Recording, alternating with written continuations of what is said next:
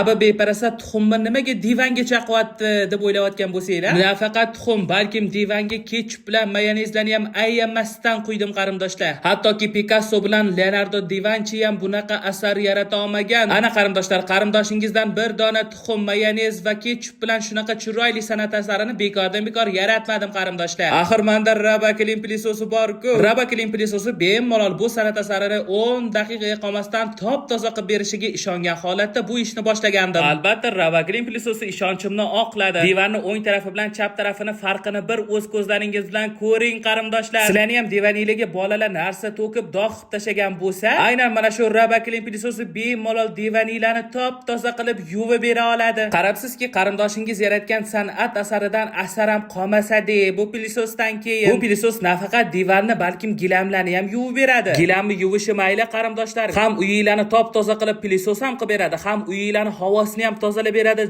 Mega funksional pilisos bu Rabaklin. Haqiqatan olamiz deydigan bo'lsanglar, pastdagi havola orqali telefon raqamingizni qoldirsangiz 24 soat ichida sizga o'zlari aloqaga chiqishadi. Aytgancha qarindoshlar, pilisos olayotgan paytingiz reklamani qarindoshim Feruzbekdan ko'rib olganman deydigan bo'lsanglar, sizlarni o'zi ham mana shunaqangi ajoyib sovg'alar kutmoqda.